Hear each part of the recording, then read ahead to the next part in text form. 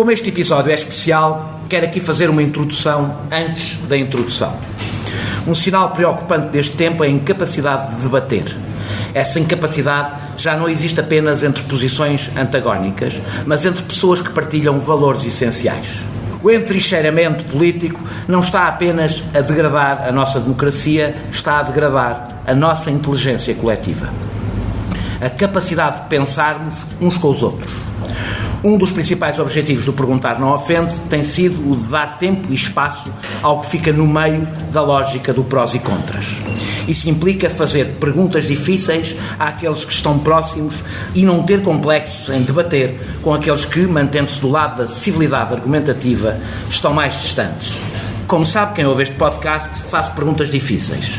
Antes de tudo, difíceis para mim. Ou porque interpelam aquele que considero ser o meu espaço político, ou porque transmitem dúvidas que, não sendo as minhas, representam a inquietação de pessoas que estão de boa fé em cada debate. Aqui, as perguntas não são afirmações. São mesmo perguntas, muitas vezes transmitidas como argumentos, para que cada entrevistado tenha o contraditório estimulante. Este episódio é especial. Realiza-se ao vivo no primeiro Festival de Podcasts em Portugal. Espero, por isso, que polémicas recentes não condicionem o espírito que sempre animou este projeto. Confrontar os convidados com as inquietações de muitas pessoas para que eles transmitam de forma mais aprofundada possível os seus argumentos. Por isso farei, como sempre fiz, de advogado do diabo, esperando de quem ouve o podcast a mesma boa fé com que sempre fiz estas entrevistas. Feito este esclarecimento inicial, começa agora a verdadeira introdução deste episódio. Agradecendo antes ao PODS, Festival de Podcasts, e ao João Martins, que produz o Perguntar Não Ofende. A nossa agenda passa pela defesa dos direitos das pessoas racializadas e dos direitos dos migrantes, a promoção da igualdade, mas também passa por conseguir criar na sociedade portuguesa esta visão da sua diversidade, ou seja, mostrar, ter um espelho no Parlamento que seja um espelho dessa diversidade que existe na sociedade portuguesa. Os negros e as negras conseguiram emancipar-se relativamente ao processo de escravidão, conseguiram libertar os seus países estavam ocupados do processo de colonialismo e estamos a combater o racismo e temos estas vitórias. Portanto, quando se diz que os negros e as negras se vitimizam, o que se pretende claramente é ocultar as vitórias e ocultar a capacidade que estes grupos têm de resistir. A classe só por si não é suficiente já para poder responder a todos os desafios que as pessoas encontram nas suas vidas. É preciso trazer outras dimensões e é isso que a esquerda está a fazer. O que está a acontecer é uma disputa de poder, como eu já disse várias vezes, por setores que não disputavam o poder anteriormente.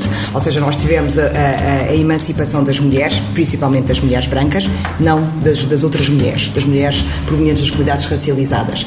Tivemos a emancipação de alguns trabalhadores, principalmente trabalhadores brancos, e não tivemos tanto a emancipação dos trabalhadores provenientes das comunidades racializadas. Portanto, é esta disputa de poder que começa a ter múltiplos atores. Eu não acho que vá fragmentar a esquerda ou vá destruir a esquerda. O que eu acho é que vai obrigar a esquerda a transformar-se.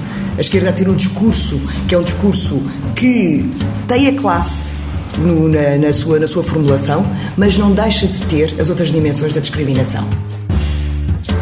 A identidade portuguesa deve poder acolher toda a sua diversidade. E a história como ela é contada, neste momento, exclui da narrativa nacional um grande grupo de pessoas. Esta alteração da lei da nacionalidade permite toda uma discussão sobre quem é português, não é? E, paulatinamente, nós podemos transformar esta ideia de que a sociedade portuguesa é homogénea, que ela é branca, e poder começar a reconhecer a diversidade que realmente existe na sociedade portuguesa. Sempre que nós ouvimos comentários que reverberam o que são os comentários da esquerda, da extrema-direita, tudo isso temos de ter uma atitude pedagógica de esclarecimento, de desmontar essas narrativas fáceis.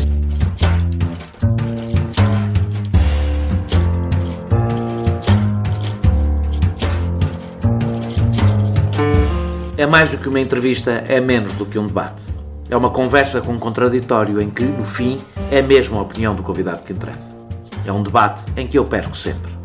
Perguntar Não Ofende é o podcast semanal assinado por mim, Daniel Oliveira, o que não faz chorar. Quase sempre sobre política, às vezes sobre coisas realmente interessantes. Ouça e subscreva em qualquer aplicação iOS, Android, no Mixcloud ou no SoundCloud. Vá a patreon.com/Perguntar Não Ofende, conheça as vantagens de ser patrono e apoie financeiramente a produção deste projeto independente.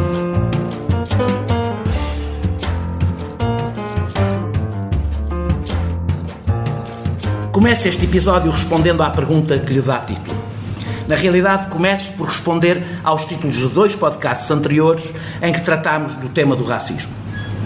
À pergunta que fiz a Cristina Roldão, se os portugueses são racistas, respondo que sim.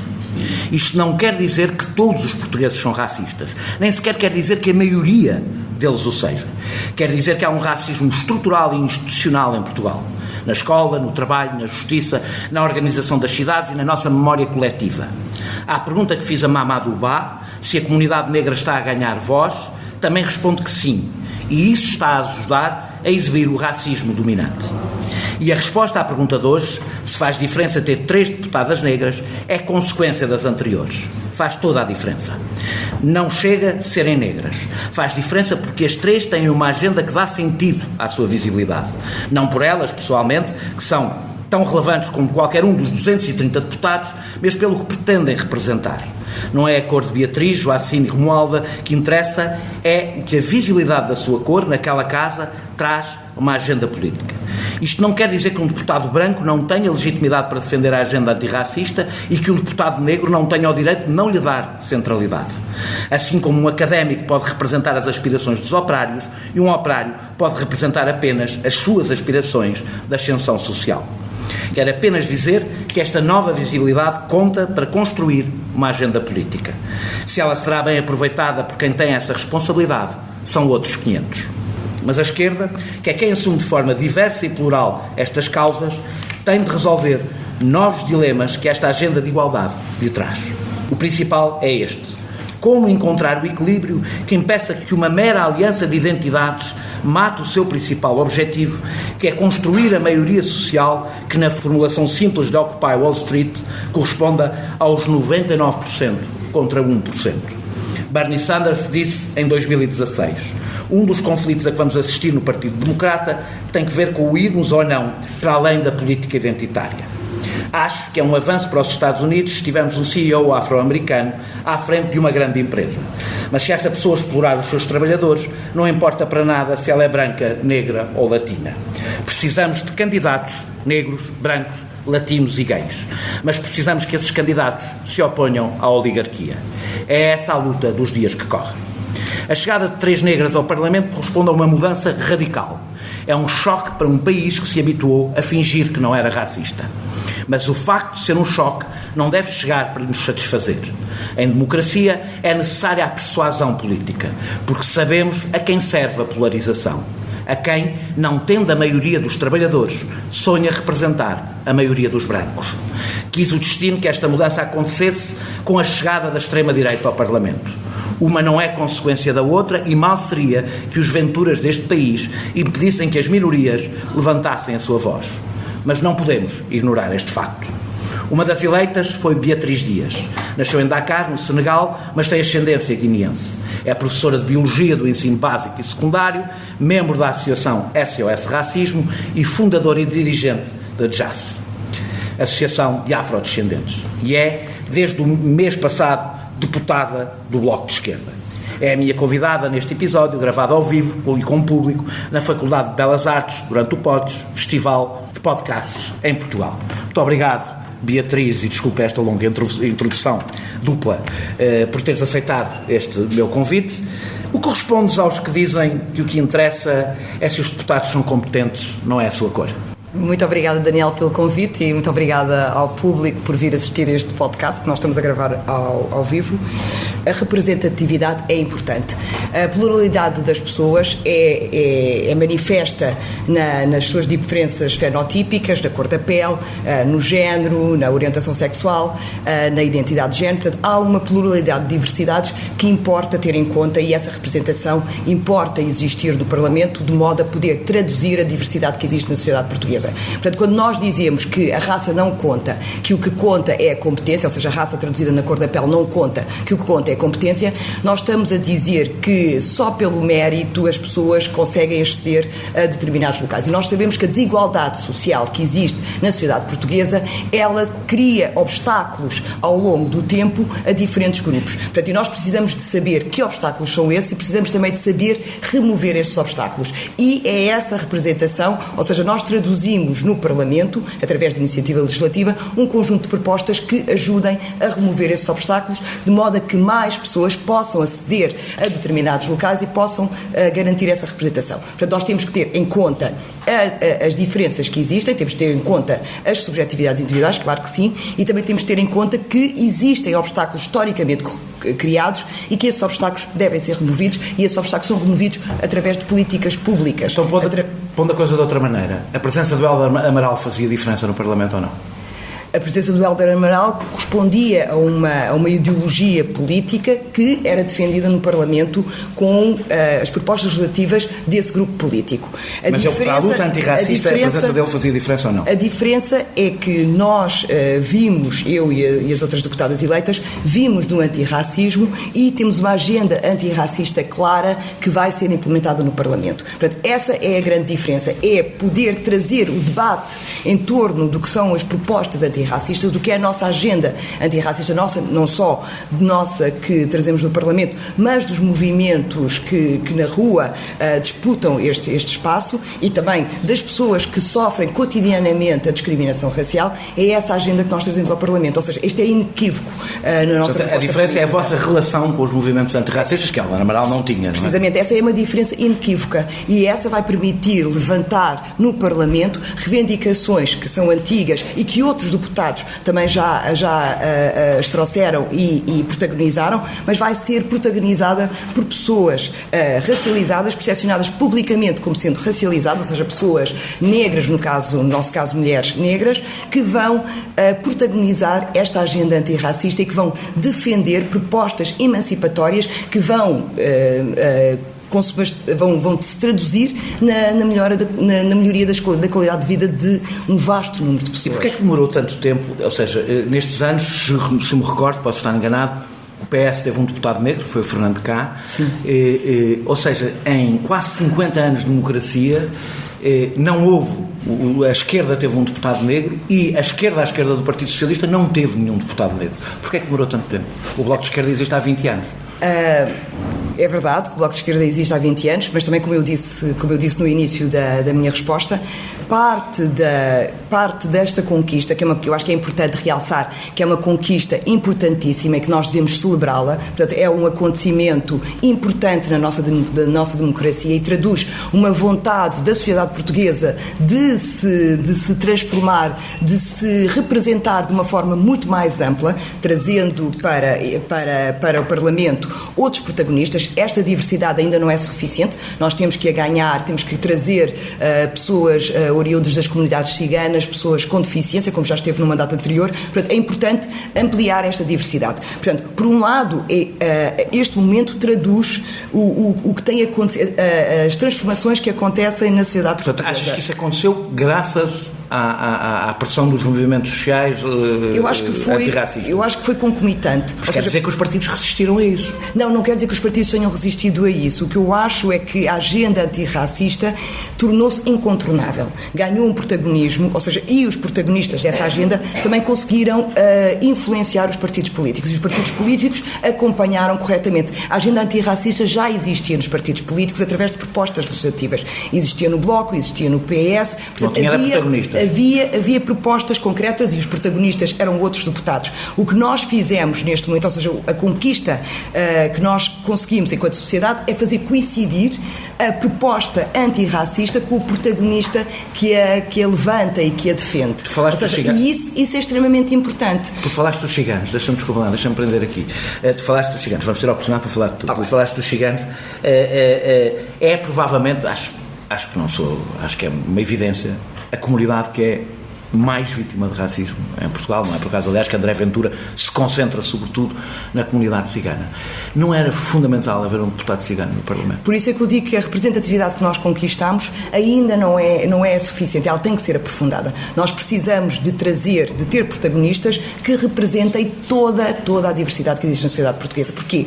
Os deputados são eleitos e são os representantes do povo e da sociedade e da população. Portanto, essa representação deve ser o mais diversa, ela não pode continuar a ser centrada nos mesmos protagonistas como sempre foi.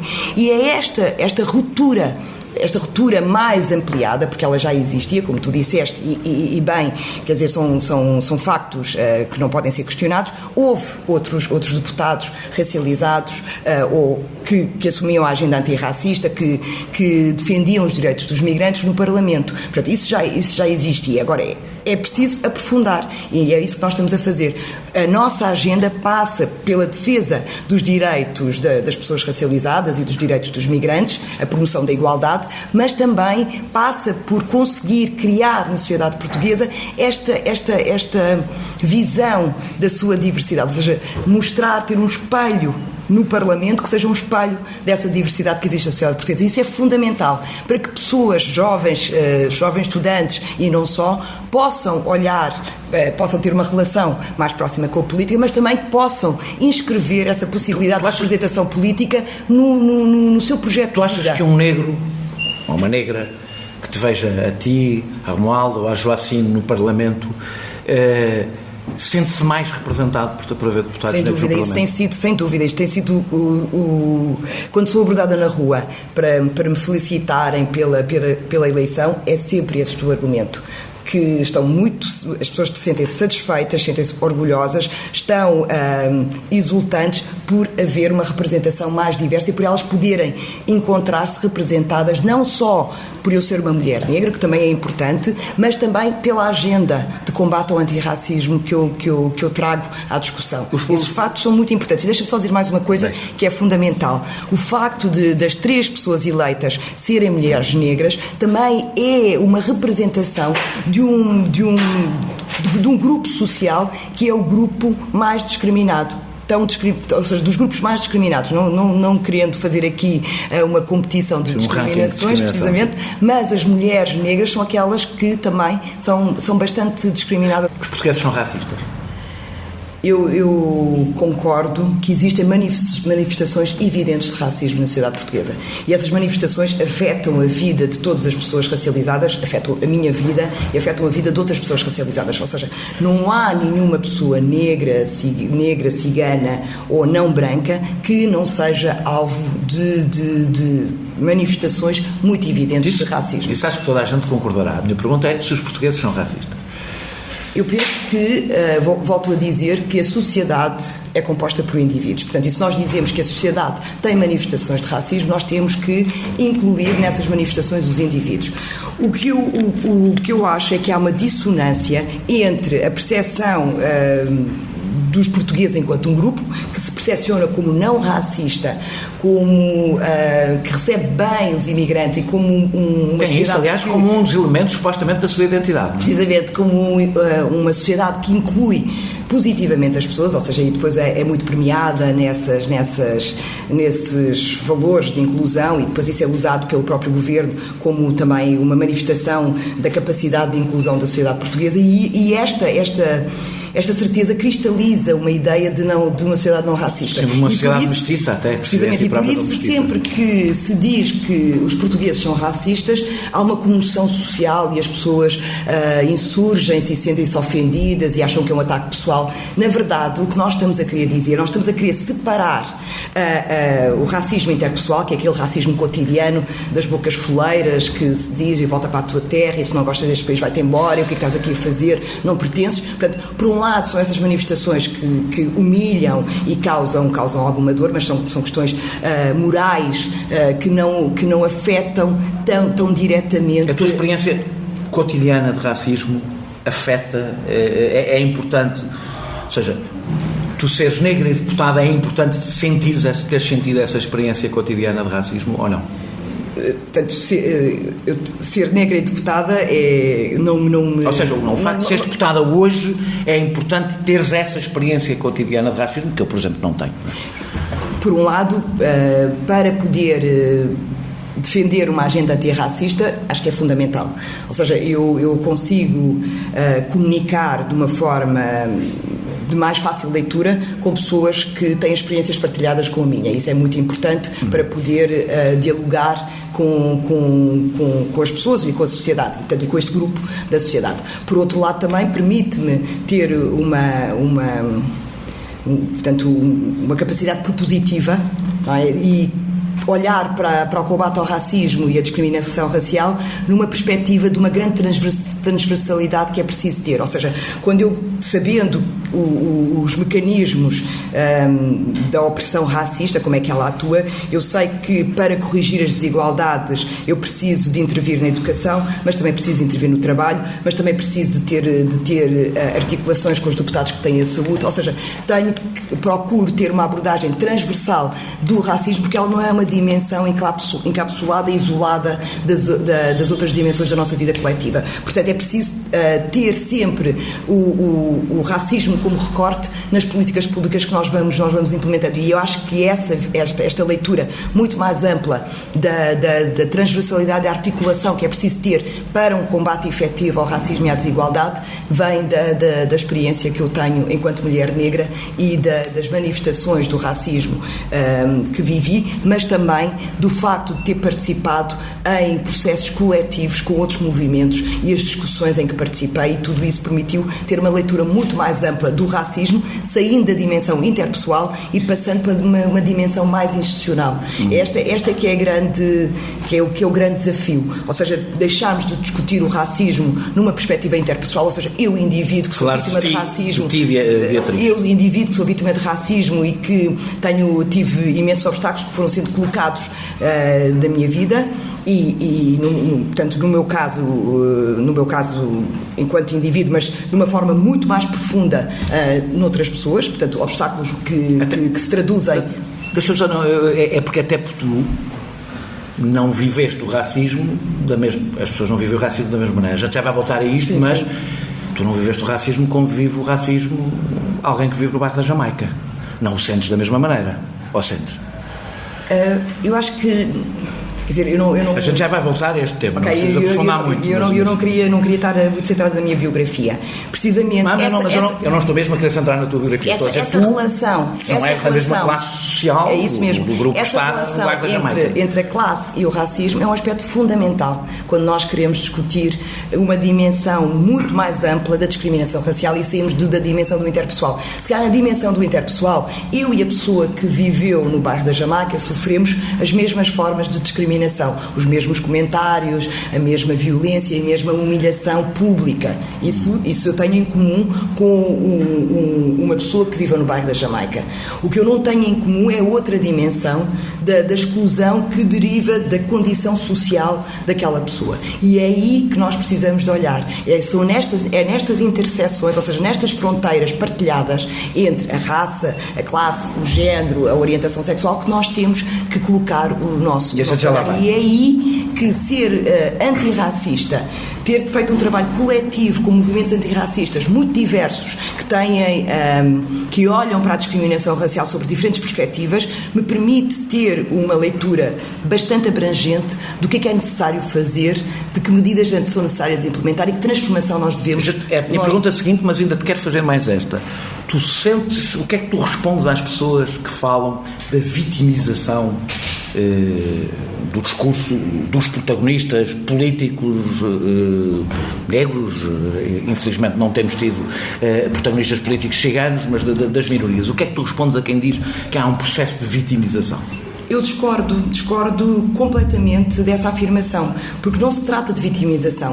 O que as pessoas, o que os protagonistas estão a fazer, estão a enunciar ou a expor, a desocultar manifestações concretas de discriminação e de promoção e de criação de desigualdade que afeta a vida cotidiana de pessoas. Ou seja, não há aqui uma necessidade de vitimização. O racismo é real. O racismo é sentido cotidianamente. As pessoas saem de casa, vão tomar café, em todos os seus atos do seu cotidiano são vítimas, são expostas a manifestações de racismo. E isso não é vitimização. Falar disso abertamente é mostrar todas as formas de discriminação a que as pessoas estão sujeitas. Eu hoje vou dizer isto várias vezes. E não aceitar que essa experiência seja diminuída, seja negligenciada, seja invisibilizada e silenciada, porque naturaliza-se a ideia de que as pessoas que são vítimas de discriminação não podem falar da discriminação a que são sujeitas porque se estão a vitimizar. Não é verdade. Vou dizer isto várias vezes hoje, deixa-me fazer o advogado do diabo e dizer e perguntar-te se não há o risco de substituir o discurso emancipatório, combativo, pelo discurso da vítima. Eu não estou a falar exclusivamente, aliás, das questões das minorias étnicas. Se é um argumento que muitas vezes é utilizado, ou seja, em vez de ser o discurso do combate, é o discurso da vitimização. Aliás, a direita dilui muitas vezes sobre... Porque a direita quer... Em vez de dizer eu quero conquistar, para se eu sinto-me ofendido. A direita quer ocultar as conquistas. Todas as conquistas já foram feitas. Então diz que os negros e as negras e as pessoas racializadas vitimizam-se. Porquê? Porque não quer que se reconheça, não quer que sequer se possa imaginar que estas pessoas acumularam um conjunto de conquistas importantíssimas que lhes permite hoje estar a disputar um certo espaço. É essa necessidade de impedir esse reconhecimento, de mostrar a estas pessoas como realmente vencedoras, como elas são, porque se nós pensarmos na história dos negros e das negras e dos ciganos também, das pessoas racializadas como conjunto, nós vemos que os processos de vitória foram demorados, foram doloridos, mas aconteceram. Os negros e as negras conseguiram emancipar-se relativamente ao processo de escravidão, conseguiram libertar os seus países estavam ocupados do processo de colonialismo e estamos a combater o racismo e temos estas vitórias. Portanto, quando se diz que os negros e as negras se vitimizam, o que se pretende claramente é ocultar as vitórias e ocultar a capacidade que estes grupos têm de resistir e de disputar o espaço. Vamos falar então do racismo institucional que tu estavas a falar. Eu agora deixo-te uma pergunta aberta, mas não abuses no sentido de abusar do tempo. Tu estás a falar da escola, do trabalho, da habitação. Quando eu digo habitação é a desigualdade na distribuição territorial, vou falar dos bairros onde se concentram minorias, da justiça. Queres começar por onde? Eu vou começar pela escola, pela educação. Portanto, ser professor é a área... a outra tem... Curioso, tu neste momento já não tenho, imagino que não estás a dar aulas, mas tu davas aulas numa escola onde não há muitas minorias. E isso articula com a segregação territorial. Eu fui professora durante mais de 20 anos, agora parei, pronto, como fui eleita deputada. Estava colocada na Escola Secundária Maria Amália Vaz de Carvalho, que é uma escola aqui em Lisboa, ali no Parque Eduardo VII, que é uma escola que não tem muitos alunos oriundos das comunidades racializadas. Ainda há um outro aspecto, que é a própria segregação escolar. Eu sou professora de Biologia e Geologia no ensino secundário. Biologia e Geologia é a disciplina que dá acesso aos cursos de Ciência, Tecnologia, Saúde, Letras. O que nós sabemos é que os alunos oriundos das comunidades racializadas são mais encaminhados para cursos profissionais e têm mais taxas de retenção ao longo da sua escolarização no ensino básico e secundário e acedem menos ao ensino superior. Portanto, é por isso é que eu fiz esta introdução e trouxe a minha disciplina, porque então, se eles são encaminhados para cursos profissionais de uma forma mais precoce, chegam menos ao ensino básico, ao ensino secundário, portanto, chegarão menos à minha sala de aula. Portanto, e é isto que nós precisamos de enfrentar. Portanto, precisamos de olhar para estas retenções e não estou aqui a dizer que há uma intenção assumida dos professores de segregar os alunos. O que há é uma percepção social, pública, de maior dificuldade destes alunos, de menos apetência para um ensino mais académico, mais teórico, e que eles devem ser conduzidos para um ensino mais manual, com maior capacidade de entrar no mercado de trabalho e tornarem-se independentes e cumprirem os seus objetivos de vida. Portanto, e é esta realidade que é muito mais marcada em territórios onde as comunidades racializadas vivem, que são as zonas periféricas da cidade, ou seja, nós temos uma segregação territorial. Depois, que marca todas as outras, precisamente, não é? que se constrói escolas naqueles territórios, onde os alunos que vivem naqueles bairros, principalmente bairros municipais ou bairros de autoconstrução, vão frequentar as escolas daquele território. Os números, houve um estudo que saiu, aliás, há alguns tempos, mas que não é, como nós não temos, nós já vamos a isso, mas como não temos o registro étnico, seguiu-se a lógica dos descendentes de imigrantes dos PALOP, porque é o que é possível, e os números as diferenças são abissais, não é? Portanto, no ensino, na habitação, sim, mas onde talvez elas são mais impressionantes é na taxa de encarceramento e da justiça. Resulta de haver maior criminalidade entre as comunidades, entre as minorias, ou da justiça olhar de uma forma diferente, ou das duas coisas? Através de patreon.com/perguntar não ofende, pode apoiar diretamente a produção deste projeto independente. Eu penso que resulta da justiça olhar de uma forma diferente. Ou seja, voltando um bocado àquela pergunta que me fizeste inicialmente, se os portugueses eram racistas, é nestes aspectos, é nestas dimensões que nós vemos as manifestações evidentes, inequívocas do racismo institucional. Ou seja, desta percepção de que há um grupo que é um grupo que não pertence ao tecido social nacional, que é um grupo estrangeiro, um grupo de migrantes, que tem comportamentos que são um bocadinho divergentes do que são os comportamentos mais comuns da sociedade portuguesa. E isto é tudo uma fantasia. São todas ideias construídas que decorrem de uma narrativa sobre a identidade nacional que vai alimentando estas ideias. E por isso há uma percepção pública de maior criminalidade, de maior incapacidade de cumprir regras sobre esta população, e por isso as taxas de encarceramento e a própria violência policial que acontece nesses bairros decorre desta percepção pública de uma incapacidade, de uma incivilidade. Tu falaste estás a falar, aliás, da segregação territorial. Sim. Ela não resulta mais da pobreza do que propriamente ou seja, da maior pobreza dessas comunidades do que propriamente da sua cor de pele, do seu... Então, isso é uma grande... Essa discussão é uma grande... Ou seja, encerra uma grande dificuldade, porque existe este consenso quase generalizado de que nós podemos corrigir as desigualdades aplicando políticas públicas que façam a correção da desigualdade de classe social. O que nós verificamos é que ao longo do tempo foram sendo aplicadas políticas de correção da desigualdade criada pela classe social, e essas não foram suficientes para que, por exemplo, nos bairros municipais ou nos bairros autoconstruídos a população fosse mais heterogénea. Nós, quando visitamos bairros municipais e bairros autoconstruídos, a maioria da população que reside nesses bairros é a população racializada. Então nós devemos perguntar-nos porquê.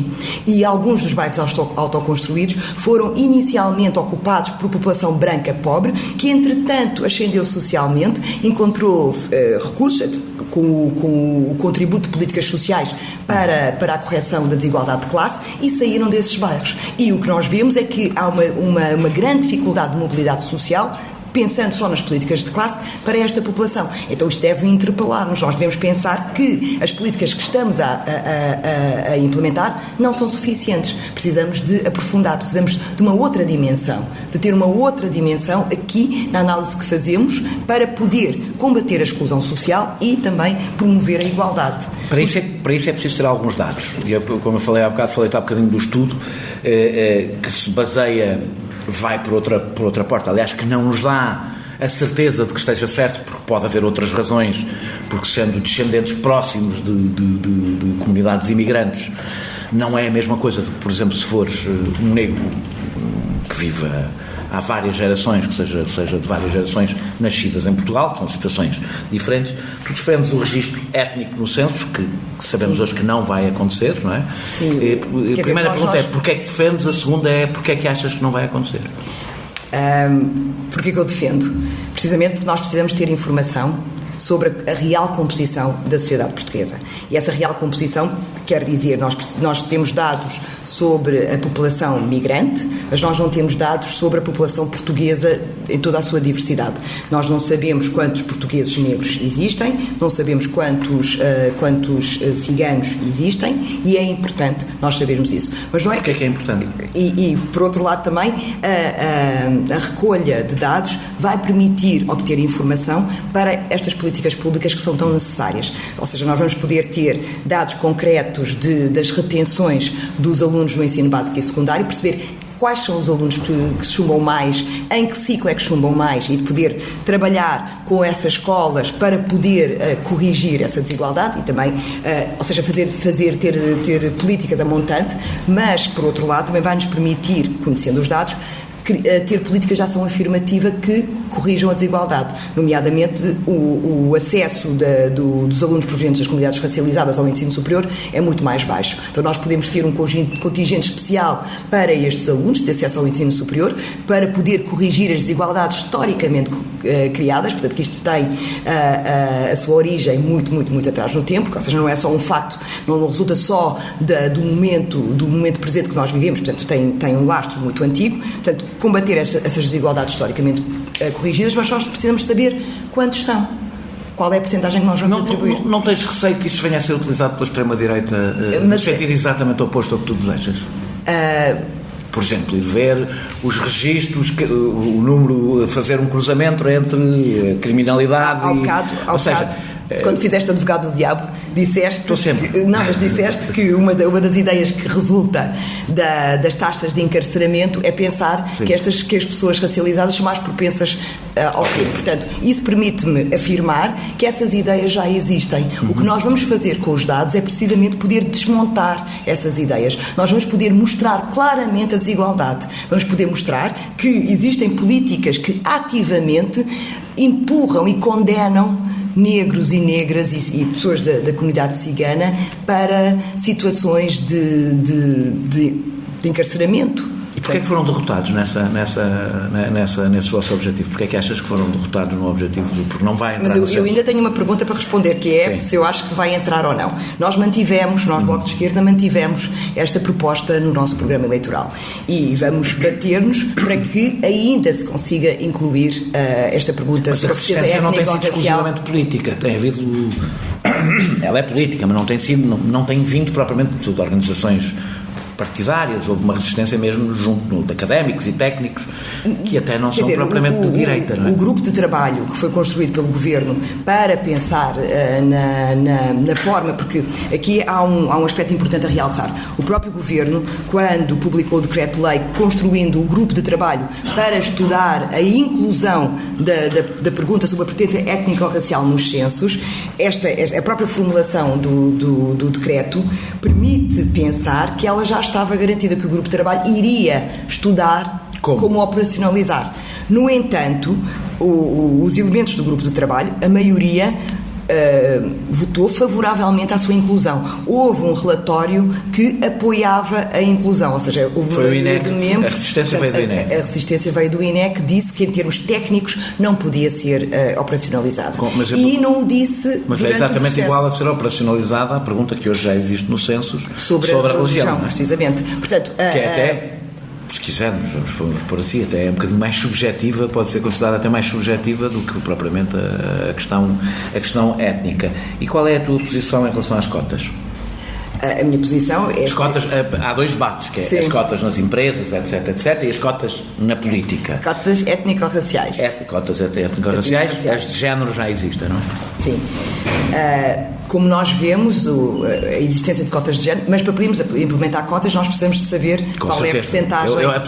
Qual é a percentagem. Eu já ouvi alguém que defende, que é contra os censos e a favor das cotas, e confesso que é a posição que eu não consigo compreender, difícil, sequer do ponto de vista técnico. É difícil articular as duas coisas, mas as cotas têm um aspecto fundamental na correção de desigualdades. Nós vemos com o género, não é? Há uma diferença, não é? Estamos a falar de metade da população. Neste Parlamento, temos 38% de mulheres eleitas. Portanto, ainda não está, a metade da população não está representada. Portanto, foi preciso criar cotas de género para que os lugares pudessem ser ocupados pela metade da população, que sempre foi metade da população. Portanto, não se tornou metade da população só nesta legislatura e ainda não está representada.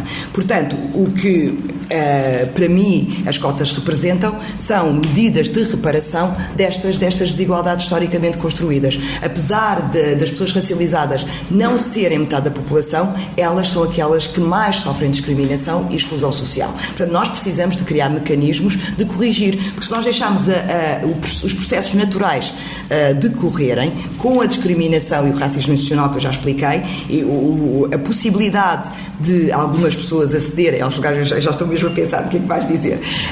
Nem eu vou pensar o que é que vou dizer. Não, vou continuar. A possibilidade destas pessoas chegar aos lugares de eleição é muito menor. Portanto, nós precisamos mesmo de instrumentos robustos de política pública para corrigir as desigualdades. Não sei qual das coisas é que estavas a pensar, mas eu estou a pensar em duas. Uma já tinha preparado, a outra não. Uma que estou a pensar é se não há o risco de um dia nós termos imensas cotas para imensas coisas e depois só há uma que não existe, que é a social, não é? Ou seja, de repente tu tens cotas para as várias subdivisões e aquela que historicamente definiu a esquerda é a única que deixa de existir, que é garantir a representação, talvez a maior subrepresentação de todas. Quantos pobres é que tu tens no Parlamento? A categoria pobres é difícil. Bem, é bastante fácil, é o rendimento, é medir o rendimento, ou seja, quantas pessoas, não, antes de chegarem ao Parlamento, evidentemente, quantos operários é que tu tens no Parlamento. Ou seja, esta é a primeira pergunta. Sim. E esta não estou a fazer de advogado do diabo, no sentido Sim. em que é mesmo uma coisa que me preocupa, é o risco de subalternização da primeira grande clivagem definiu o nascimento da esquerda, que é social. Só que social do ponto de vista da distribuição da riqueza. Eu não acho que a classe tenha sido a primeira grande clivagem que definiu a esquerda.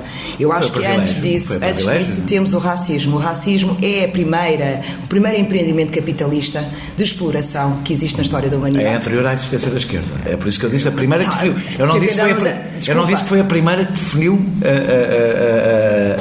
a discriminação. Disse que foi a primeira que definiu o nascimento da esquerda, foi contra o privilégio e contra o privilégio económico, sobretudo. Não é? Mas, de qualquer forma, mesmo os mentores, os ideólogos da esquerda também reconheciam a necessidade de ultrapassar as desigualdades decorrentes da raça para depois os trabalhadores... E não só. Os trabalhadores poderem efetivamente ser emancipados. Ou seja, enquanto houvesse discriminação racial e houvesse trabalhadores com salários muito mais baixos por serem negros, os trabalhadores pobres brancos não poderiam ter... Mas a minha pergunta é as cotas. Se não há o risco de ficar com a única clivagem que existe na sociedade, que fica excluída a dada altura da representação obrigatória do ponto de vista político, é a social, a socioeconómica, é dessa que estou a falar. Eu acho que nós devemos fazer essa discussão. Mas não há o risco de substituirmos o confronto político por cotas? Não acho. Não acho mesmo, porque as cotas... de repente burocratizarmos as conquistas sociais. Não, porque a transformação e a emancipação que resulta da aplicação de medidas de ação afirmativa é fundamental. Porque se não houvesse cotas de género, que eu acho que é um bom exemplo que todas as pessoas entendem, se não houvesse as cotas de género, as mulheres não estariam representadas, continuariam a estar nos trabalhos mais desvalorizados, com salários mais baixos, a disparidade salarial que continua a acontecer não teria sido corrigida, ou seja, nós precisamos de instrumentos políticos para corrigir a desigualdade. Então precisamos também ter esta discussão. Se nós percebemos que os instrumentos políticos para a correção da desigualdade de classe que nós temos não são suficientes porque os representantes do povo não fazem essa discussão e não trazem propostas que permitam corrigir essa desigualdade, então sim, nós precisamos de incluir estas cotas também. E não obrigas, tu não obrigas as pessoas... No senso, a questão como é voluntária... Sim, isso eu acho que para mim o debate...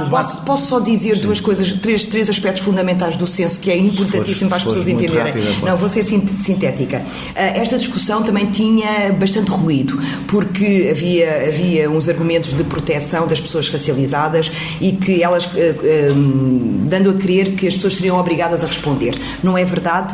A proposta era que a resposta a esta pergunta sobre a pertença étnica ou racial era era voluntária, havia garantia da confidencialidade e era autoidentificação, ou seja, o próprio que se identificava. Essa é a minha pergunta. Para além disso, deixa-me a autoidentificação, que é exatamente essa a minha pergunta, não tanto nos centros, exatamente é voluntário, mas nas próprias cotas, ou seja, uma recorre da outra. Se não estás a obrigar as pessoas a definir a sua própria etnia e a escolherem uma identidade, ou seja, se tu não estás com isto a reforçar, e este debate vamos continuar a fazê-lo na nossa conversa, a reforçar a identidade étnica. Uma coisa é dizer, ela existe, ela está lá, existe mais para umas pessoas do que para outras, para umas ela é relevante, para outras ela não é nada relevante e tem o direito a não ser relevante para elas. Se tu não estás basicamente a forçar, mesmo onde ela não existe, mesmo onde isso não é, e mais, e há pessoas que se sentem algures em algum lado que não é definível, se tu não estás a dizer, não, diz lá qual é a tua caixinha. As políticas de cotas, como eu disse... Porque a questão de homens e mulheres, apesar de se poder pôr, porque a discussão de género, não, mas em esmagadora maioria dos casos, é uma questão, pelo menos, bastante clara para os próprios, não é? E com a questão da etnia a coisa é um bocadinho mais complexa, e se passarmos então para a orientação sexual ainda se torna mais complexa, se não há o risco de estás a obrigar as pessoas a enfiar-se num lugar onde elas não estão. Não, eu acho que esse risco nós não corremos, porque as pessoas racializadas, elas são heteroidentificadas como racializadas e discriminadas independentemente da vontade delas.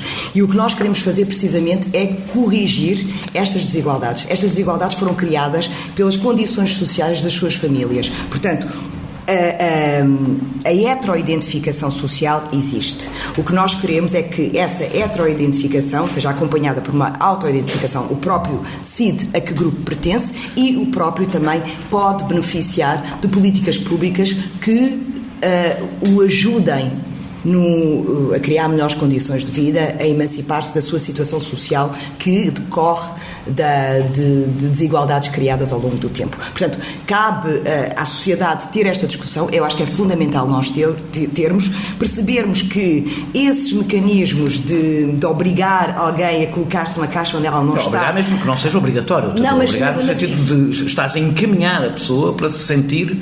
Não, eu estou a promover uma discussão sobre condições de vida das pessoas. E ao promover essa discussão, eu estou a criar ferramentas de leitura da realidade. E as pessoas podem se apropriar dessas ferramentas de leitura da realidade e reivindicar mais política pública, reivindicar mais espaço, reivindicar mais capacidade de ultrapassar as limitações e os obstáculos que são impostos. Nós concordamos, acho eu, numa posição que é pouco consensual, e estamos de acordo, para as minorias fazerem conquistas sociais têm que se transformar em sujeitos políticos, e para se transformarem em sujeitos políticos têm que construir uma identidade. Acho que isto é relativamente evidente, mesmo com todos os efeitos perversos que possa ter. Não existe exigência política sem existir um sujeito político, e não existe um sujeito político sem ele construir e às vezes até forçar a sua identidade. Assistimos a isso em movimentos iniciais, movimentos emancipatórios iniciais, que há até às vezes um reforço, vou pôr assim, às vezes por vezes quase exagerado da própria identidade, como uma forma de se afirmar enquanto sujeitos que estavam escondidos e portanto não eram sujeitos políticos. A minha grande questão, e é absolutamente sincera, é se não há o risco desta construção de identidades para criar sujeitos políticos capazes de conquistas políticas não se está a tornar um fim em si mesmo, num fim que não pretende ser superado. Ou seja, há uma grande diferença. A consciência de classe. Eu não sendo marxista, sou um marxiano, portanto nunca mais conseguirei sair desta escola. A consciência de classe, que exatamente corresponde à construção de uma identidade social capaz de fazer reivindicações políticas, pretendia superar-se, acabando com as classes sociais. Ou seja, pretendia superar-se. Era um movimento que não tinha como função, supostamente, não era um fim em si mesmo. E a minha pergunta é se a política de identidades não se está a transformar ela num fim em si mesmo, em algo que não se quer superar. Eu não concordo. Eu acho que a partilha de experiências e a criação de grupos para a reivindicação de políticas transformadoras e emancipatórias é uma fase para a conquista da igualdade. Ou seja, e a conquista da igualdade irá tornar desnecessária esta união. Ou seja, se nós pensarmos no momento em que não há, ou seja, se nós conquistarmos a sociedade pós-racial, em que já não há discriminação racial, em que o sujeito não é discriminado por ser negro, ou seja, não fica retido na pobreza ou tem mais dificuldade em sair da pobreza por ser negro, ou cigano, ou proveniente das comunidades racializadas, quando nós alcançarmos essa sociedade que está longe, aí sim, esta discussão em torno de dimensões de discriminação como a raça, o género, a orientação sexual, a identidade de género, tudo isso deixa de ter espaço político para ser feito. Enquanto nós não chegarmos lá, há um espaço político para nós fazermos, porque estas desigualdades, ou seja, estas dimensões, elas não se subtraem. Ou seja, nós não estamos a colocar dimensões e a subtrair luta. Não, nós estamos a colocar dimensões e a somar luta. Já vamos a isso. Deixa-me ler no manifesto de 1977, portanto não estamos a falar de uma coisa propriamente recente, do coletivo Combahee River, que é composto por mulheres negras, lésbicas, e que está na base de muito do que é hoje o discurso identitário. É provavelmente o primeiro manifesto bastante claro nesta matéria. Lê-se: a política mais profunda e potencialmente mais radical advém diretamente da nossa identidade, por oposição a lutarmos para pôr fim à opressão de outros grupos. Se isto não é a base da destruição dos movimentos emancipatórios, a ideia de que a minha identidade é muito mais importante do que pôr fim à opressão de outros grupos. Eu acho que essa afirmação, para mim, surge da necessidade de delimitar o que são as reivindicações das mulheres negras face às reivindicações mais gerais das mulheres, porque o feminismo, como estava organizado, não tinha atuação e não respondia concretamente às necessidades das mulheres negras, e foi preciso congregar um conjunto de esforços e de ideias e de reivindicações, criar uma pauta própria para a defesa das mulheres negras e das suas necessidades e o combate às desigualdades a que estavam sujeitas, para depois poder construir movimentos mais unitários. Porque é preciso também ter em conta que as disponibilidades para a luta dentro de grupos, vamos pensar só no feminismo, por causa do exemplo que tu trouxeste, não é igual para todas as mulheres e não é igual para todas as pessoas. Portanto, é preciso espaços de discussão, é preciso criar condições para esta adesão à luta. E o que acontecia naquele período histórico é que o feminismo, como estava organizado, não criava espaços para esta luta, para esta organização. E por isso elas tiveram que criar estes grupos de disputa de representação e de capacidade de influência dentro do próprio feminismo. A primeira marcha, estamos a falar de outra altura, evidentemente, mas a primeira marcha das sufragistas em Washington, as negras participaram, mas tiveram que participar no fim da marcha, porque não se poderiam misturar com as feministas sufragistas brancas. E foi por decisão das próprias sufragistas. Mas, precisamente, portanto, isto vem corroborar a necessidade de fazer afirmações desse género. A gente já vem, depois aos efeitos que isto tem. Não há o risco da esquerda, agora falando da esquerda especificamente, ter passado de um extremo, que é representar as reivindicações de uma massa quase indiferenciada, das massas populares, para o outro extremo, que é querer representar milhares de identidades que batalham em milhares de frentes políticas, ou seja, de ela própria sabotar a possibilidade de construir maiorias sociais. Como eu disse há bocado, eu acho que a soma de diferentes lutas fortalece, ou seja, não subtrai. Unir, portanto, teres um mosaico de várias lutas não subtrai a luta e esta necessidade de construir maiorias sociais, porque tu vais ter os sujeitos políticos. Estás a partir do princípio que controlas todo o processo, ou seja, que os sujeitos políticos, porque tu dizes que não subtrai, eles próprios decidem que não subtrai, o que é discutível. Não, eu acho que a experiência nos tem mostrado que não subtrai. Ou seja, sim, nós temos... por acaso acho que, por exemplo, a experiência nos Estados Unidos tem mostrado que subtrai.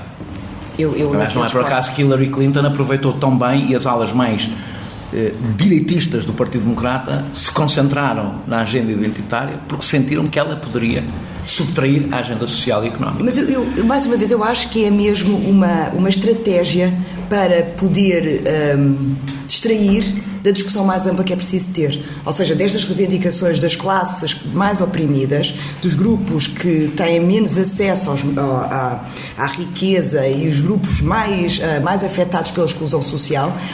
Criar essas divisões, dizer que há essas divisões na esquerda é precisamente distrair sobre as pautas da esquerda e as lutas que estão a ser protagonizadas por sujeitos políticos que não tinham nem sequer lugar de o fazer. Ou seja, há uma ideia de um atrevimento destes sujeitos políticos. Mas percebes que aqui é o contrário. Mas aqui estou a falar ao contrário. Que a Hillary faz uma campanha toda baseada nos negros, nas mulheres, ou seja, ignorando a questão social, e usando a agenda identitária para destruir, porque evidentemente não precisamos explicar que ele teria mais dificuldade de fazer o combate socioeconómico, até por dependências várias que tinha. Ou seja, eu acho que a experiência nos Estados Unidos demonstra, não acho isso da experiência portuguesa, até estamos em fases completamente diferentes do debate, evidentemente, e eu tenho cuidado de às vezes sentir que eu próprio se calhar estou a querer fazer um debate que ainda cá, ou seja, que ainda não corresponde à realidade portuguesa, mas é bom olhar para o que acontece nos outros países para não correr os mesmos riscos. E eu sinto, por exemplo, quer nos Estados Unidos, quer no Brasil, por exemplo, que há o risco da agenda identitária estar mesmo a matar a agenda socioeconómica. Eu acho que continua a haver uma luta pelo salário, pelas condições de trabalho, pelo combate, ou seja, pela superação das desigualdades. Isso continua a existir no discurso da esquerda. Portanto, quando nós ouvimos os protagonistas dos partidos de esquerda do Brasil, do PSOL e outros, nós conseguimos reconhecer esta agenda que coloca a classe também no centro da disputa política. No entanto, na minha opinião, o entendimento atual é que a classe só por si não é suficiente já para poder responder a todos os desafios que as pessoas encontram nas suas vidas. E é preciso trazer outras dimensões. E é isso que a esquerda está a fazer quando responde às pautas de grupos que partilham, que têm experiências partilhadas, ou seja, estamos a coletivizar os diferentes grupos, ou seja, as partes mais pequenas. Com o risco de ser uma caricatura, portanto, sublinhando que há o risco de ser uma caricatura, mas ajuda a ilustrar o que eu estou a dizer, os riscos de balcanização do confronto político, porque se não há o risco, para além de somarmos minorias de oprimidos, começamos também a somar maiorias, ou seja, maiorias de opressores, que de alguma forma somos todos nós. Tu, europeia, eu somo todas, basicamente, não é? E há talvez um bom exemplo que eu encontrei numa caixa de comentários de um movimento de esquerda brasileiro, não interessa, que era escrito por uma mulher branca em relação, todos ativistas, a um homem negro. Eu só fico irritada com os rapazes do movimento negro que dizem que as feministas brancas querem apenas tomar o lugar do homem branco, mas depois mostram que o que eles querem é o estatuto do homem branco. Ou seja, a dada altura, quando começamos a fazer este combate político, eu não sei, pronto, ou seja, de alguma forma, qualquer um de nós tem um estatuto, que é o estatuto do opressor. E se o efeito disto, exatamente porque, por mais boa vontade que todos tenhamos, não controlamos a própria dinâmica social do combate político, é a total balcanização da esquerda, onde de repente estão todos a lutar contra o opressor que está ao lado e depois ignorar ou seja, se não sentes que que esta balcanização é uma coisa que está de facto a começar a acontecer e que ajuda a derrotar a esquerda. Não concordo. Eu acho que o que está a acontecer é uma disputa de poder, como eu já disse várias vezes, por setores que não disputavam o poder anteriormente. Ou seja, nós tivemos a emancipação das mulheres, principalmente das mulheres brancas, não das outras mulheres, das mulheres provenientes das comunidades racializadas.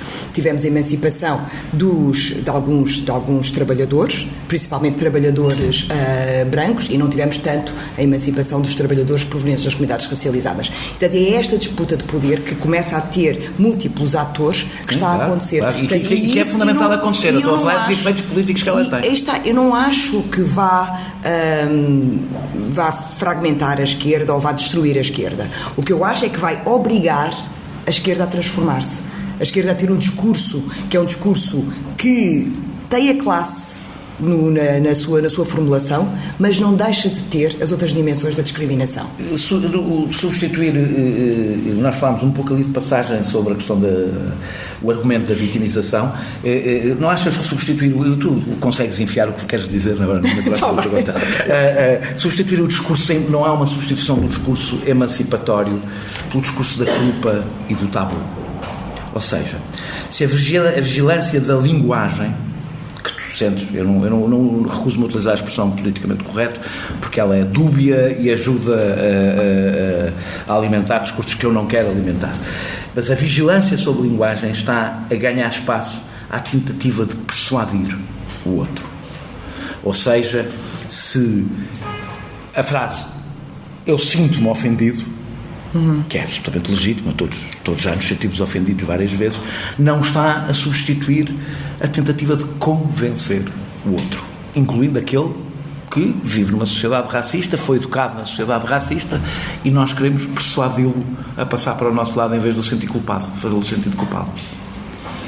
Sabes que é engraçado trazer esse exemplo, porque muitas vezes quando eu estou a querer discutir racismo, colonialismo, discriminação racial e quero confrontar a negação, quando o meu interlocutor não tem argumentos para desmontar ou derrotar os argumentos que eu estou a apresentar, muitas vezes recorre a esta ideia da culpa não eu não tenho o fardo do homem branco. Precisamente, de que eu estou a querer fazê-lo sentir-se culpabilizado ou tenho direito à minha opinião. Portanto, o que eu quero dizer com isto é que essa vigilância sobre a linguagem, muitas vezes... Mas tem limites, não achas que ela tem limites? Tem limites de conseguir debater com os outros, não é? Muitas vezes ela é usada para silenciar questões incómodas e argumentos incómodos. Mas dos dois lados.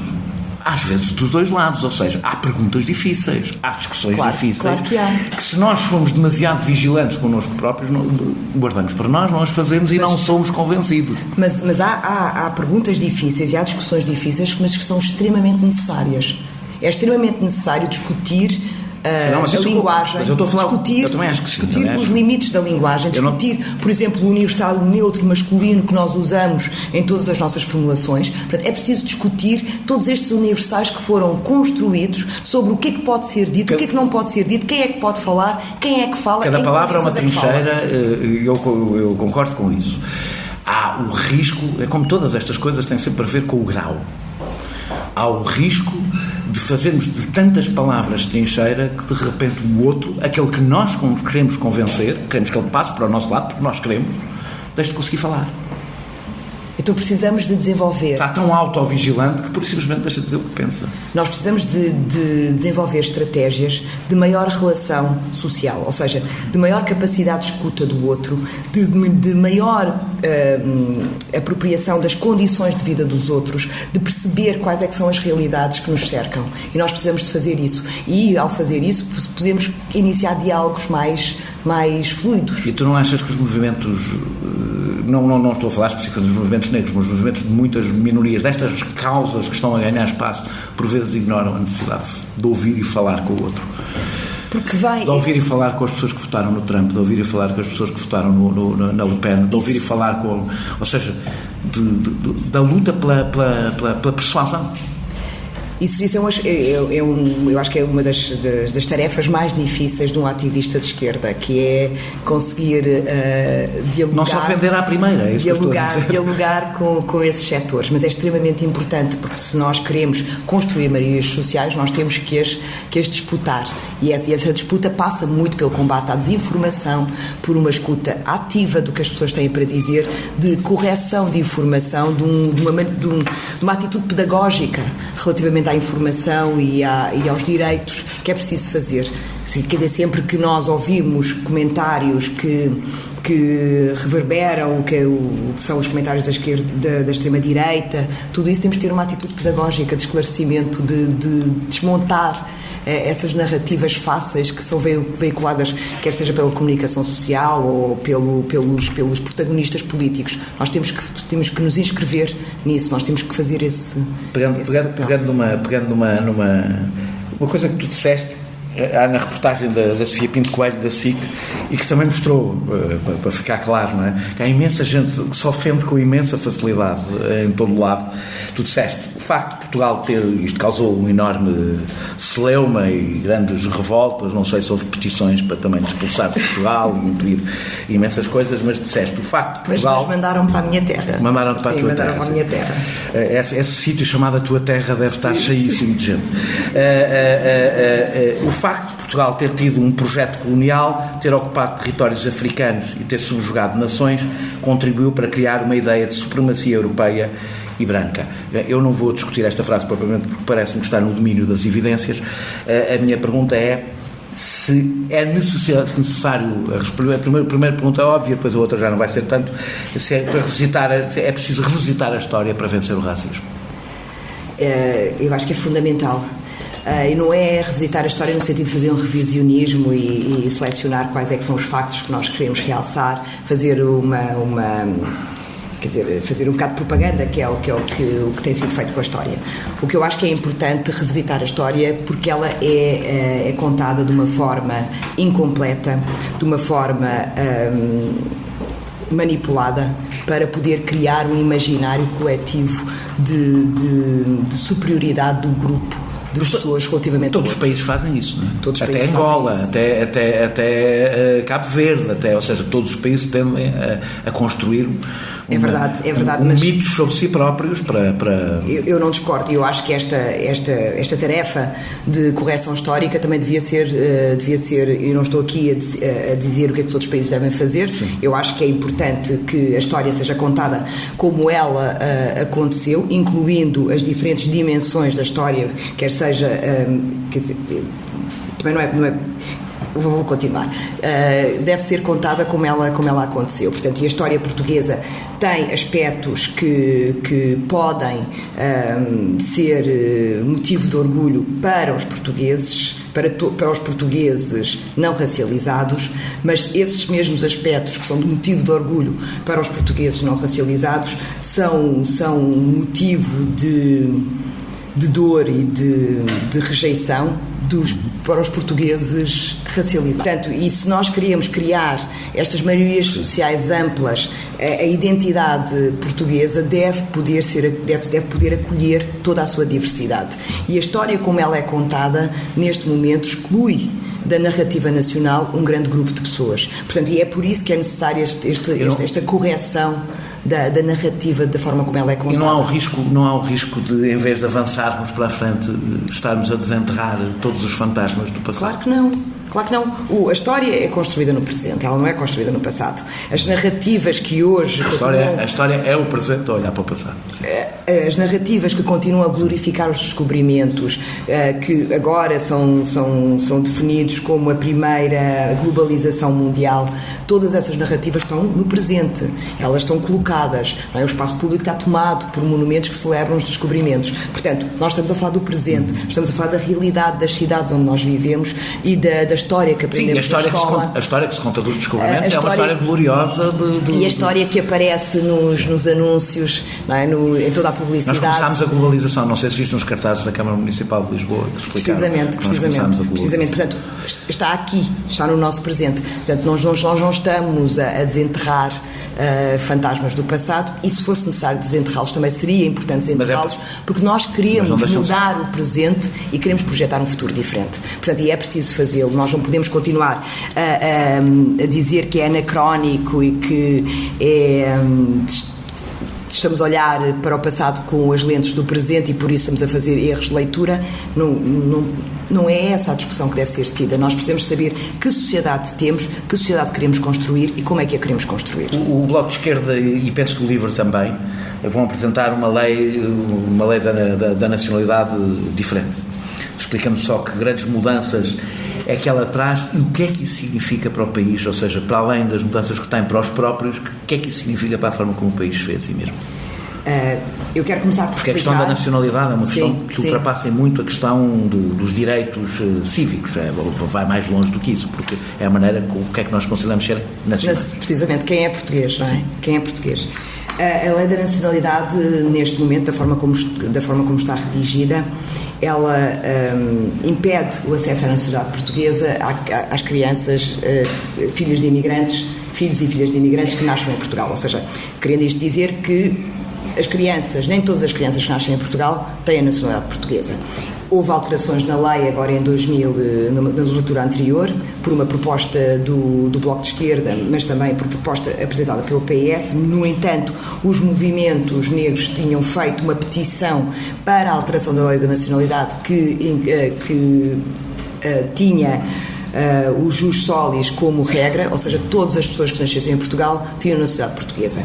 Essa versão não foi, essa reivindicação não foi contemplada. No entanto, houve melhorias na lei e agora os progenitores em situação regular podem já podiam antes, mas agora o período de tempo é menor do que era, portanto, passou para 2 anos, inicialmente eram 6, agora passou para 2 anos. Portanto, isto quer dizer que só os filhos de imigrantes em situação regular é que podem ter a nacionalidade portuguesa. E aqui há um problema, porque os mecanismos de regularização dos migrantes têm imensos entraves burocráticos e administrativos, portanto, há atrasos nos agendamentos, as taxas que são pagas para certidões e outros documentos necessários à regularização também são bastante elevadas e muitos agregados familiares não têm os recursos para poder fazer face a essas despesas. Os críticos das vossas propostas dizem que a possibilidade de vir gente emigrar para Portugal, passar por Portugal para ter filhos em Portugal, para eles terem nacionalidade portuguesa e europeia, não é? Para poderem ter acesso à Europa. Eu já respondo a isso. Vou só acabar por dizer que as alterações que nós introduzimos na lei é que passa a contemplar os jus solis, ou seja, todas as pessoas que nascem em Portugal, independentemente da situação regular dos seus progenitores, são portuguesas, e também encontrar mecanismos para que haja a atribuição de nacionalidade retroativa àqueles que não puderam ter a nacionalidade.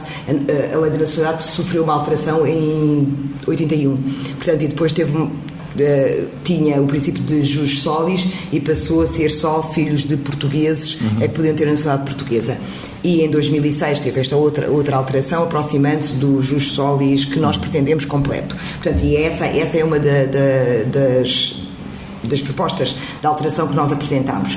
E também, portanto, estas são as propostas de modo a poder e este ter efeito que os críticos dizem que mas ainda havia outra coisa que me tinhas perguntado relativamente. Mas responde primeiro a esta e depois a outra um bocadinho mais geral, em relação a esta crítica de poderem começar a vir imigrantes só para ter filhos em Portugal. Eu acho irreal, porque o que nós estamos a falar é da população que reside em Portugal e que tem laços com Portugal, ou seja, nós temos há milhares de pessoas que nasceram em Portugal, viveram em Portugal, fizeram toda a sua escolarização cá e que não têm a nacionalidade portuguesa. É desses que nós estamos a falar. Acenar com a possibilidade de haver um turismo de reprodução para a aquisição da nacionalidade, eu acho que é introduzir ruído à discussão, porque o que nós queremos é que as pessoas que aqui vivem... Sempre que ajudaria bastante ao nosso problema demográfico, portanto também não percebo exatamente onde é que estaria o problema se isso acontecesse. Mas a minha outra pergunta, a mais geral, aquela de o que é que isso faz à forma como nós olhamos para ser português? A ideia da Portugalidade, ou seja, estas pessoas que não são portuguesas, que nasceram em Portugal, que vivem aqui, que trabalham, que contribuem com a força do seu trabalho e com os seus impostos para a riqueza do país, são entendidas como estrangeiras.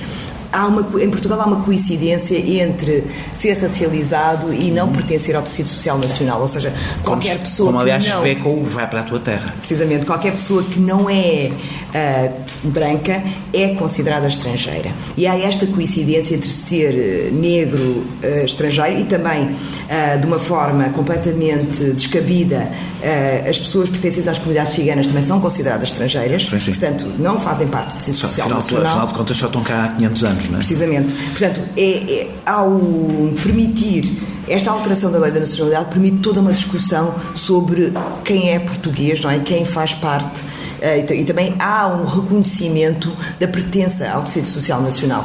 E, paulatinamente, nós podemos transformar esta ideia de que a sociedade portuguesa é homogénea, que ela é branca, e poder começar a reconhecer a diversidade que realmente existe na sociedade portuguesa. E esta é uma discussão importantíssima, porque ela depois vai alicerçar outras dimensões da vida coletiva que é necessário transformar também. Portanto, até olhar sobre a história.